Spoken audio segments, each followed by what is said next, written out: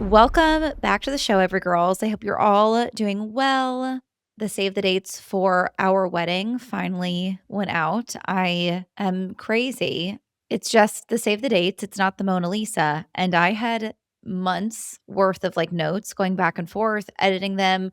So we are just getting them out now, but I'm so excited about them. I will share them on Instagram because I'm really proud of how they turned out. And I also will finally be able to share our engagement photos. I've been keeping those hostage because we use an image. It's not like the main part of the save the dates, but it's in the save the dates in some way. So we use one of those images. So I just wanted all of our guests to be really surprised when they see the save the dates that they didn't see any of the photos beforehand. So I can finally post our engagement photos from back in September. Guys, it's happening. I don't know. I still am in the mindset of who cares about my wedding? But I love weddings. I love sharing my life with you. So if you're interested, you can go check it out on Instagram and I'm going to post everything. If you are new here, I'm so glad you found us. Welcome. Make sure you hit follow or subscribe so you don't miss any upcoming episodes that will, without a doubt, make a huge difference in your life. And if you've been listening for a while, I love you so much. You mean the world to me. If you love the show, just a reminder, please leave a quick rating or review. It is the best way to support the show, and it is what helps me get all the incredible guests that you want to listen to. Today's topic is something that I have gotten really interested in because I feel like it's something that I really need to work on and has been a huge missing piece for me for a very long time. So, I'm sharing with you from a place of what I have learned and am still actively learning. This is going to be a girl talk, okay? Just you and me. And we are going to be having an important conversation today, especially in the month of Valentine's Day, and especially when the theme of this month's curriculum is radical self love. I thought that this would probably be the most imperative topic and lesson that I could share with you. And what we're talking about today is libido. Now, you probably have heard of this term libido as something that defines your sex drive. Like maybe you define it by how often you want to have sex. And I think I mean, a lot of us could use help with this in itself. According to a 2013 study, up to 43% of women claim to experience low libido when defined by a low sex drive. But that is one very narrow definition. That's just one small piece of the pie when we talk about libido. That term was first coined in 1905 by Freud, the founder of psychoanalysis, and how he defined the term libido was an energy driven by an individual's sexual and survival instincts. Carl Jung, who kind of came after Freud, described libido as psychic energy, not sexual energy. He explicitly linked it with passion, interest, curiosity, the drive toward growth and fulfillment. So, in other words, libido is actually so much more than just your sex drive or how often you want to have sex. It is this unconscious, primal energy that is the force behind all of our instincts, actions, motivations. A lot of experts define libido as our life force. It connects you to yourself, to the parts of you that are most creative, inspired, connected, passionate. So you can kind of think of libido as the energy that makes you feel pleasurable, alive, tapped into your body in any sense. And if we think about it, how long has it been since you felt fully alive and present and rooted in joy and pleasure? Like, low libido is not just low sex drive. Low libido is also whenever you feel bored, unmotivated, unalive, unexcited, dull, that kind of numb feeling. Anytime you're lacking true excitement and pleasure and joy for life, overall just feeling like blah. That is low libido, which in today's world, don't we kind of just feel that on a regular basis? Isn't that just kind of our default? Especially maybe right now, this time of year when the weather's awful for a lot of us. Maybe it's because of what's going on in our world, we feel this overwhelming sense of blah. So, this episode is not about sex, although that's a facet of it. And this episode will undoubtedly improve your sex life. It's also not as much about hormones, although we'll talk about that. And it's definitely part of the equation. But this episode is so much deeper than that. It's the version of you who feels lit up, alive, awake to pleasure and possibility every single day, and why that version of you might feel so far away right now. And I also just want to say this too to explain why this topic really matters. Libido is communication from our bodies, just like how we feel hunger when we need to eat and thirsty when our body needs water. Libido is just another way our bodies tell us that it needs something. But because it's not socially discussed, like hunger or thirst, and also for most of us, we were taught to suppress it, or maybe it was suppressed through everything about our daily lives, many of us lose the ability to fully tap into it. I feel like I certainly lost my ability to tap into it. I'm still working on getting that back. And that's why I'm going to share my experience with you. But when we can tap into our libido, we not only feel more pleasure in our overall lives, but we more importantly have access to a powerful tool that will keep our bodies as healthy and fulfilled as possible. Your body communicates with you what it needs. It is our job to be able to listen to it. Let's start by getting crystal clear on exactly what libido is so you can understand how connected or disconnected you are to your libido, why it matters, and then what happens when you tap into your libido or your life force. So, even though Freud first coined the term, like I said, the concept of libido is nothing new. It's been around for literally centuries. In many spiritual practices around the world for thousands of years, libido was kind of thought of as your divine connection or your spiritual energy. When studying Ayurveda, I learned about this concept called prana, which is the Sanskrit term for life force or vital energy. Certain yogi or Taoist traditions or concepts like Kundalini frame this vital force as something stored, circulated, and awakened through breath, through posture, meditation, sexuality, and intentional practice. So, yes, it is very much rooted in sexuality. Like in tantric traditions, sexual energy is understood as the source of spiritual awakening and connection to the divine. But in many practices, you can also harness this life force through breath work, meditation, different movements, things like that as well. Side note, I do 100% believe. Actually, I don't even just believe it. I was going to say this is my conspiracy theory, but it's not my conspiracy theory. A lot of historians say this, confirmed this, that because of all of these ancient traditions demonstrating how what we now call libido is your connection to the divine, especially for women, by the way, when patriarchal religions began to rise, especially those tied to empire, colonialism, early capitalist structures, this intimate connection between body and divinity became dangerous because if every person could access the divine through their own body's experience of pleasure, they didn't need an institution to mediate that relationship. So, sexuality and especially female pleasure had to be rebranded as sinful, shameful, something to suppress. Pleasure became a sin because they did not want you to know that the secret to divinity, the divine, actually lived within your own body. They needed you to think that you needed another system, another person in order to bridge that gap for you. I swear, look it up. That's real. You guys probably know I am a nerd for this stuff, like ancient religion, patriarchy, sexuality. This is like exactly my niche. So, not to go off on a tangent, but I just think that is so important to know that the root of a lot of the shame that we have in our culture actually stems from the fear of power. But if you're not as into the history of it as I am, and you're here for hard hitting science, I've got you too. Here's another way to look at libido from a modern science perspective. Contemporary research is still obviously framed medically, of course. So the research is purely on sexual satisfaction or sexual health. It's not the more like energetic, vital life force, all these things.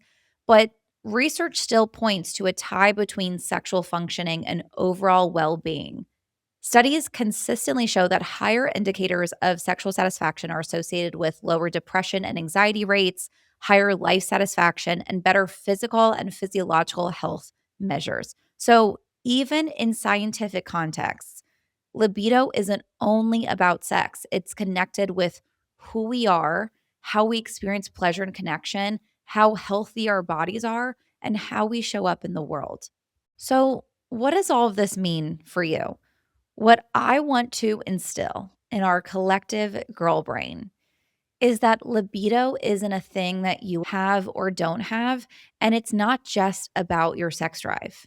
Libido is an energy that animates everything you do. It's, the reason a sunrise can make you feel awe. It's the reason you get moved when you hear a certain song.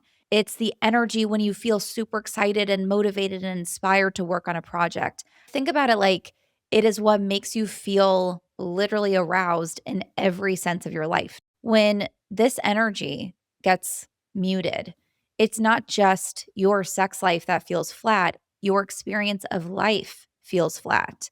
Have you ever felt kind of like sleepy, but it's not in a physically tired way? It's kind of like on a soul level, like nothing really feels good kind of way?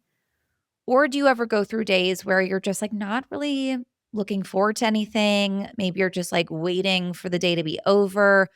Maybe you're numbing yourself on TV or food, like you're just eating or you're scrolling through TikTok to feel a dopamine hit because you haven't felt any joy in your whole day. That is all suppressed libido. So, why do we lose this connection with our libido in the first place? Why do we feel this low libido throughout our lives? There is the biological part, of course. Research shows that our sex drive is greatly influenced by estrogen, progesterone, testosterone, dopamine, serotonin, cortisol. So it can be affected by everything from, taking the pill or another kind of medication, menopause, cycle shifts, stress, sleep deprivation, gut health, trauma. It can be physically impacted by so many things.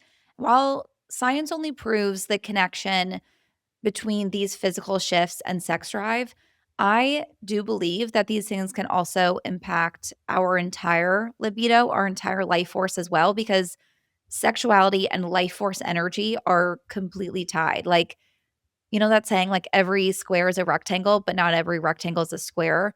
Sex drive is our libido, but not all of our libido is our sex drive. Does that make sense? Or did I just make it more confusing? But either way, they still impact each other. So if something physiologically is causing low sex drive, this is depleting your entire libido as well. If you do feel what we clinically think of as low libido, low sex drive, and you feel like something is off physically, that's not in your head. Libido is considered a functional, vital sign of overall health. That means it's one of the key ways our body communicates when something is physically off. And there are real physiological pathways that matter. So, yes, 100%, you should absolutely discuss with your doctor if you are feeling low sex drive or low libido. But that is only one layer. I think another reason cultural conditioning plays a huge part. Like our low libido, whether you notice it through sex drive or through lack of pleasure and inspiration and creativity, is almost an epidemic at this point, honestly. Most of us, especially women, were never taught that pleasure and desire is safe in any way. We were taught that pleasure and desire is dangerous or shameful in so many ways, pretty much in every facet of our life. I mean, for example, like how much did you hear the word slut growing up? I feel like the worst thing you could be in high school was a slut, aka a woman who did not suppress her pleasure. We were programmed to think that sex was this really awful thing, whether it was from religious conditionings, whether it was our parents, whether it was just people at school saying, "Oh my God, did you see this slut, this whore over here?" And that's supposed to be like the worst thing a woman could be.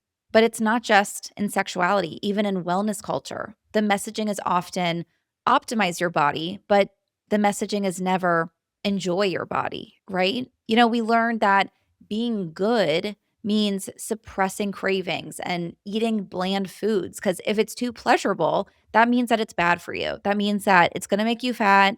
It's going to be bad for your body. It's going to be bad for your gut health. We also learn to associate rest with laziness, right? Over and over in thousands of ways throughout our entire lives, we have been programmed to suppress our libidos by believing that pleasure and desire is bad. Here we are as adults, and we wonder why we don't feel connected, alive, or turned on by life anymore. If we look at traditions all over the world and what they pinpoint as potential causes of low libido, there's a lot of other options as well. Based on the chakra system, which originated in ancient India, libido is tied to your sacral chakra, which is like right in your like pelvic floor, your lower stomach area. And that is believed to be the center of creativity, emotion, inspiration. When that energy center is blocked, which is often due to unprocessed emotion, self abandonment, perfectionism, chronic stress, are these things feeling familiar to you?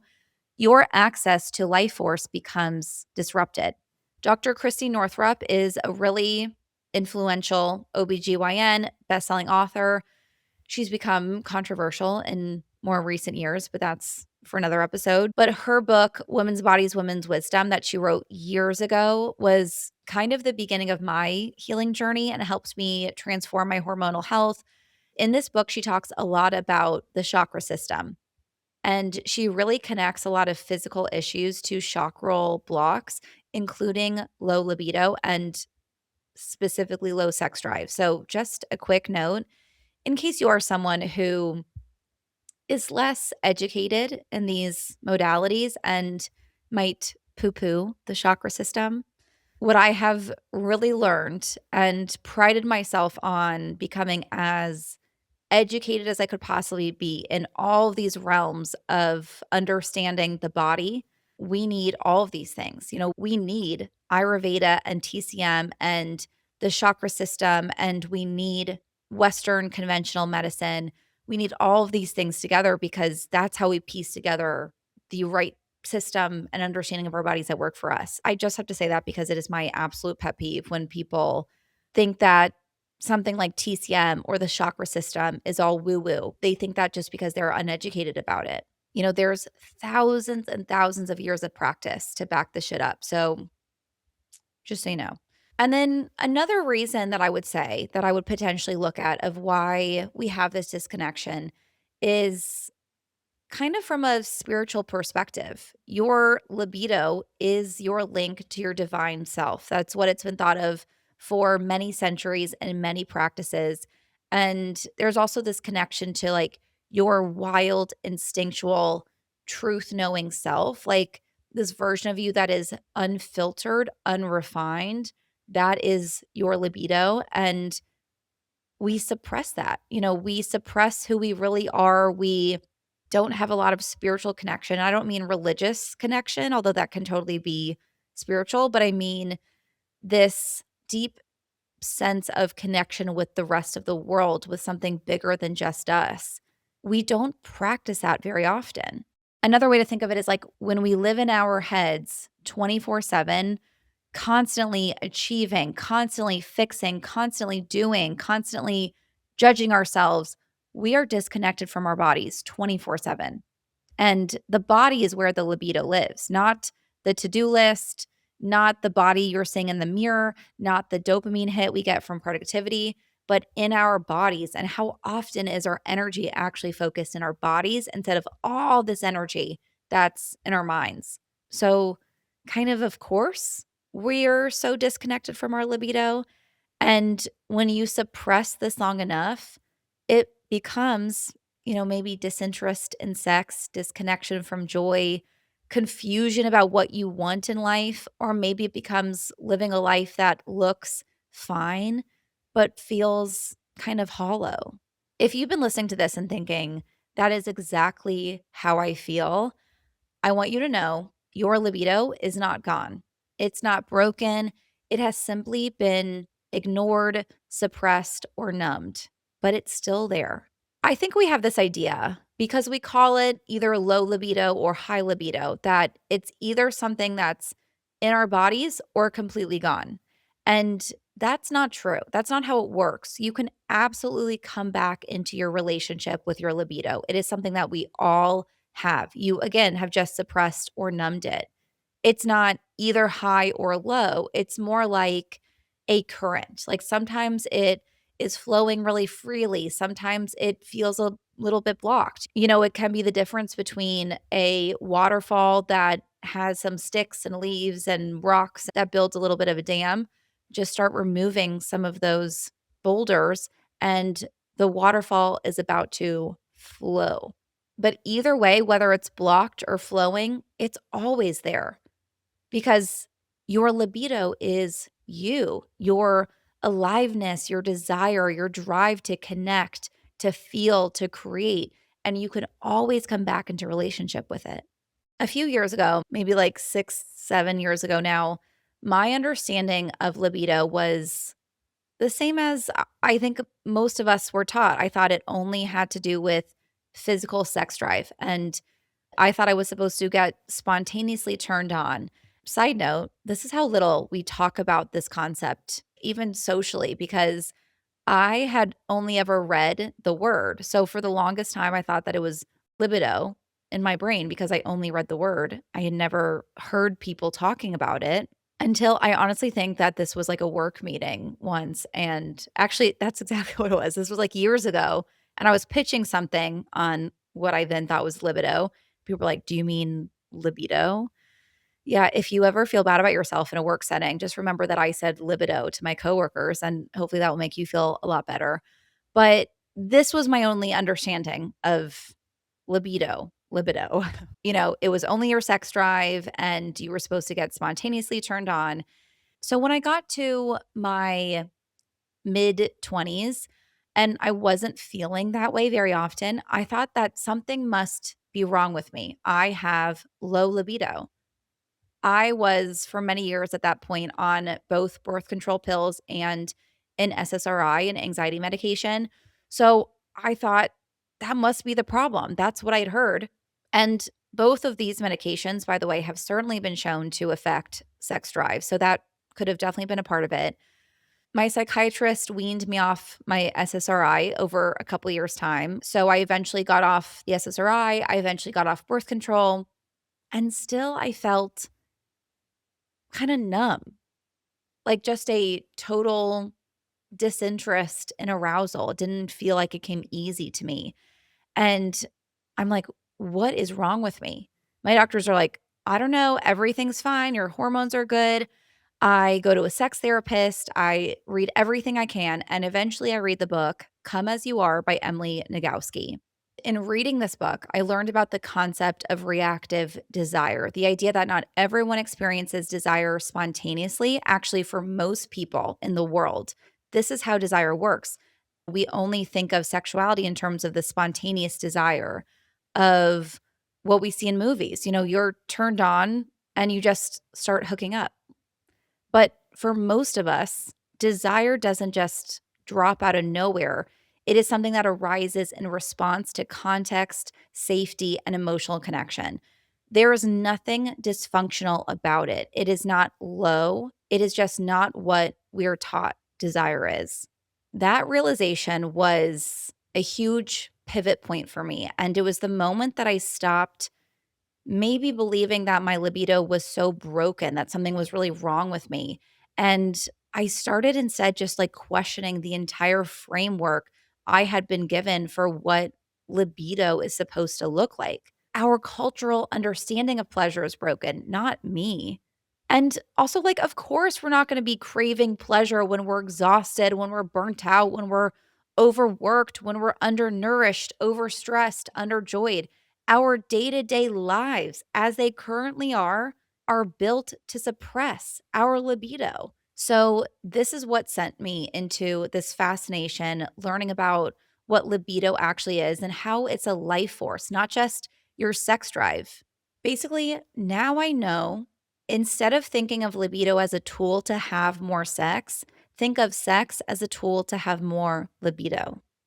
So, yes, for sure. Oftentimes, medications, hormonal imbalances, perimenopause, menopause, things that can be tended to in the body can 100% be the root cause.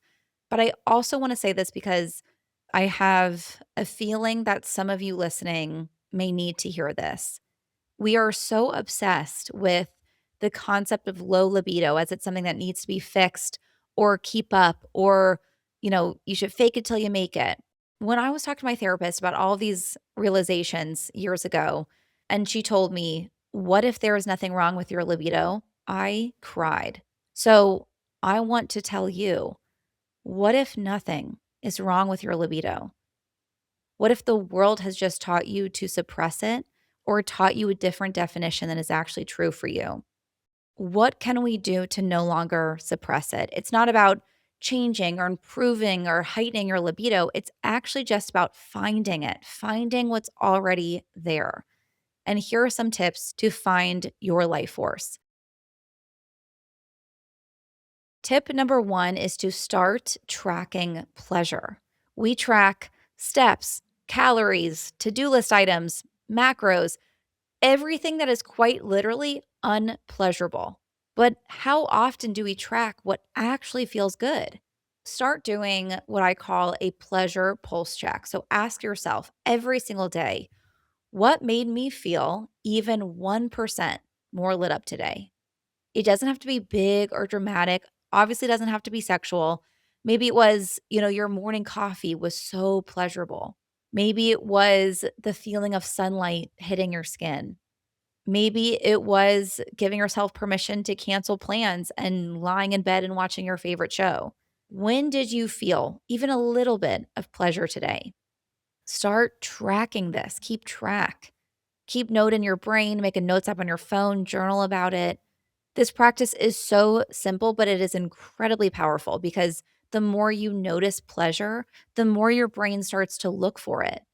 And that's how you begin to rewire your relationship to libido. First of all, noticing pleasure, but also training your body. It's not only a good thing, but an expectation to experience it.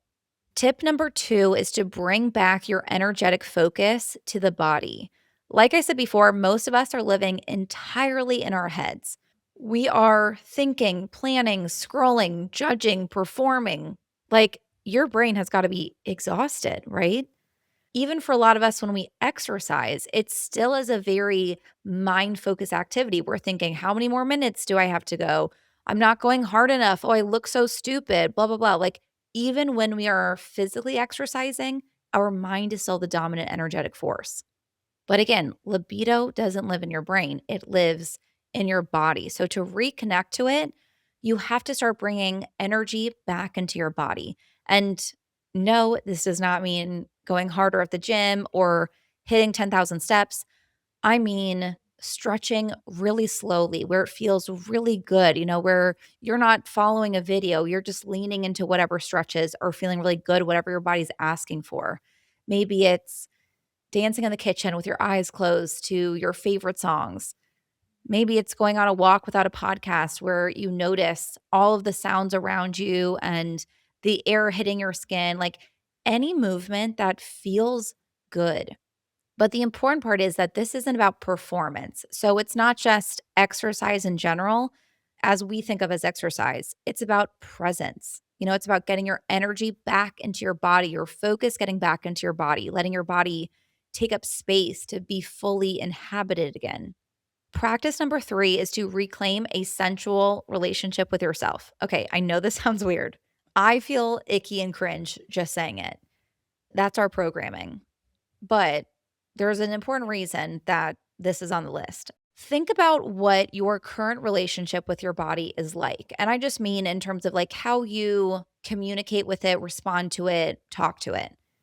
It is probably, if I had to guess, a very toxic relationship. It's likely either a lot of like, "Ugh, I look so fat, I look ugly, I hate this part about myself," or it's a lot of, "I should work out harder, I should go faster, I'm being lazy." Like, again, duh, we have no connection to our libido. I never saw myself as a sensual being. Again, that word still grosses me out in itself. I feel icky saying that word out loud to you. To me, sex was always just something that was with someone else, period. I've never seen myself as hot or sexy or sensual. So, sexuality to me has been a lot of performance, a lot of energy into how someone else thinks of me or experiences me instead of how I experience myself. And I sadly don't think that this is uncommon for women. So, what I mean when I say reclaiming your sensual relationship with yourself, it can just mean talking to yourself you would with someone you liked, like flirting with yourself a little bit, like, oh my God, you look so good today. Like, it doesn't have to mean, get out your vibrator. It can just mean getting out of your desk chair and stretching when your back is tight because you're listening to what your body needs, or just noticing how good it feels to give yourself a hug and like touch your arm, and how good it feels when you rub the sheets with your feet. You know that? Does anyone know what I'm talking about when I say that? Like, oh, like a fresh pair of sheets and you're like rubbing your feet against it. Am I so weird? People are going to like get this girl off the mic. But basically, what the goal of this is to stop chasing a goal and to start following sensation. When you start seeing yourself as a person who experiences and is filled with pleasure, that is when your relationship with your body begins to shift. That's when your libido starts to wake up. Practice number 4 is to tend to your nervous system. If you listen to this podcast regularly, you know how much I talk about the nervous system. So you've probably heard me talk about how our survival mechanisms work. When your body goes into fight or flight mode, when it perceives a danger, all of your energy in the body goes into being able to fight or run away, right? Like your heart beats faster, your adrenaline pumps, so your body's able to move quicker, your breathing speeds up. But that also means that energy has to be pulled away from these thriving mechanisms so that that energy can go into fighting or running away. Your body is so smart. It knows to take away energy from what it deems as non essential for immediate survival mechanisms so that it can give more energy into being able to fight or run away.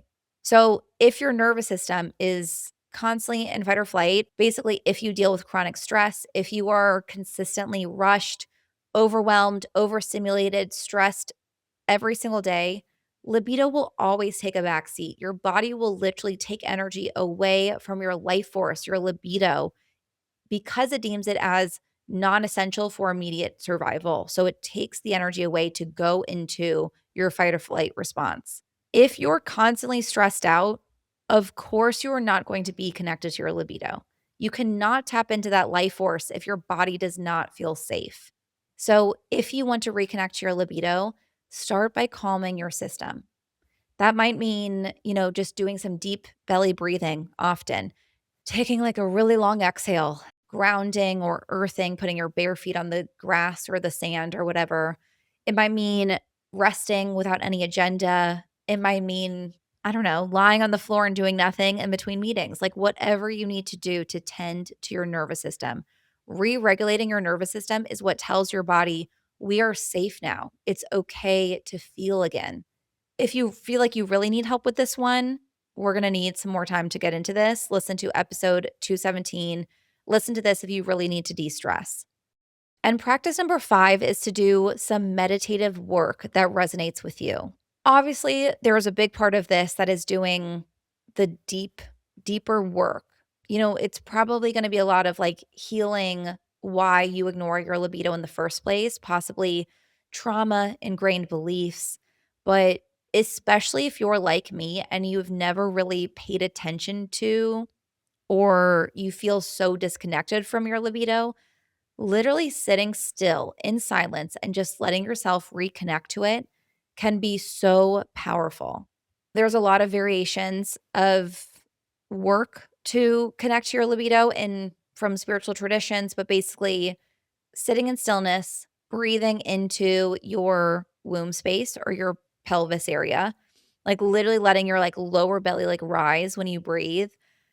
Cause again, this is your sacral chakra. This is the heart of your libido. Call it woo woo, spiritual, whatever you want to call it. But like there are nerve endings in this part of your body that has connection to your brain, that is a brain receptors. So, why not try it? Even if you're feeling reluctant, why not try it? Okay, just think of breathing through this area, relaxing your pelvic floor. You can visualize orange or red glowing light from the center expanding with every inhale. And then you can kind of let yourself, like sway, just like move around a little bit, whatever feels good, whatever your body wants to do. That is one practice that I think is really beneficial.